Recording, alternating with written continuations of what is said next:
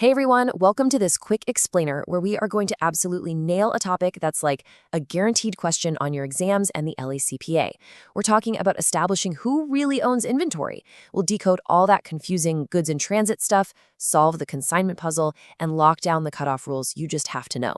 Okay, picture this. It's New Year's Eve, 11:59 p.m. Everyone's about to celebrate, but you're an accountant staring at an inventory list. There's a truck on a highway somewhere, another one pulling up to a warehouse, and some of your products are sitting in a totally different store.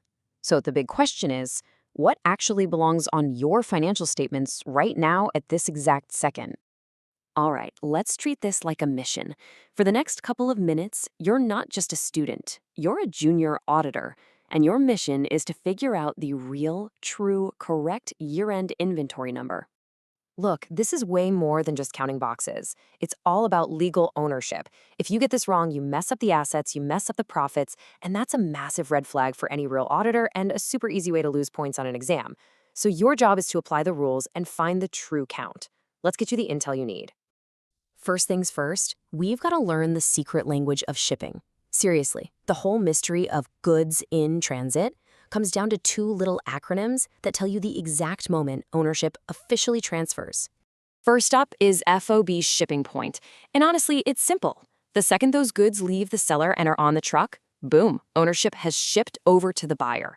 The seller is out. It's now the buyer's asset, and it's their problem, even if it's still hundreds of miles away on a highway. And then we have the total opposite, FOB destination. In this case, the seller owns the goods for the entire trip. Ownership only transfers when the goods physically arrive at the buyer's destination. Until that truck pulls up and unloads, it's all still the seller's inventory. So here's the real study hack for your exam. When you see a problem with goods in transit, you ask one simple question: what are the terms? If it says FOB shipping point, it belongs to the buyer. If it says FOB destination, it belongs to the seller. You get that right and you've already solved half the problem. Easy. All right, let's grab our next piece of intel. This one's about a special arrangement where one company sells goods for another company.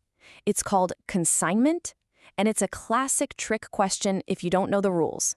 So first you have the consignor. This is the real owner of the goods. Here's a little memory trick. Think of the consignor as the owner. They send their stuff to another store to be sold, but they never, ever give up ownership.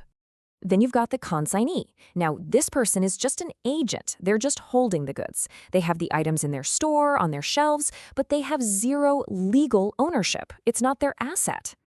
And that brings us to the absolute golden rule of consignment. You have to burn this into your brain. Where the goods are physically located does not matter at all. Ownership never moves to the consignee. The inventory always belongs to the consignor until it's finally sold to a real customer. Okay, the mission briefing is over. You've got your intel on shipping terms, you've got the rules on consignment. Now it's time to put all that knowledge to work. Let's open up some case files and see how you do.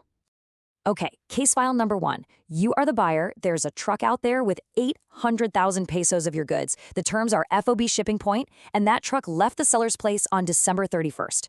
So, is this your inventory? Think about it for a sec. And the verdict is, you absolutely include it. Why? Because the terms were FOB shipping point. The moment those goods were shipped on December 31st, they legally became yours. They might be on a highway, but they belong on your balance sheet. You've got to add that $800,000. All right, case file 2. You're still the buyer. This time, 500,000 pesos worth of goods are coming your way, but the terms are FOB destination. They were shipped on December 26th, but they didn't actually get to you until January 2nd. So do you own them on December 31st? The verdict here is a clear exclude. With FOB destination, remember, the seller owns those goods until they arrive at your, well, destination. Since they weren't in your hands by December 31st, they are not your asset. That's still the seller's problem and the seller's inventory. Okay, let's switch it up. We're talking consignment now. Case file 3. You are the consignor. Remember, the owner. You have 800,000 pesos of your products sitting in some other company's retail store. Do you count them in your inventory? The verdict? 100%. You include them. You have to. Remember that golden rule? As the consignor, you are the owner, period. It doesn't matter where those goods are physically sitting. That 800,000 is definitely part of your inventory count. And here's our final case file. Now you're the consignee, the one just holding the goods for someone else. You've got 700,000 pesos of another company's stuff in your shop. Should that be in your inventory? The verdict is a hard exclude. No way. As the consignee, you're just the middleman, the agent. You have possession, sure, but you have zero ownership.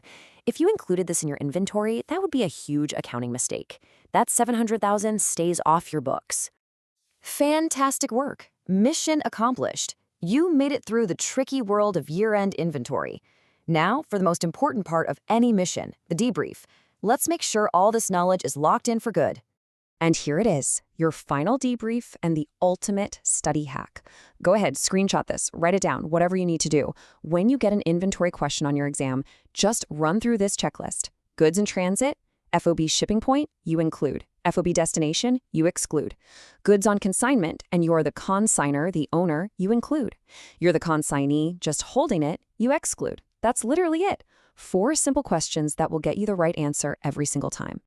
So you've totally mastered what you own, but the next mission, and this is a big one on the LECPA, is figuring out its value. I mean, what happens if the stuff you own is suddenly worth less than what you paid for it? Well, that's called inventory valuation, and trust me, that's a whole other explainer.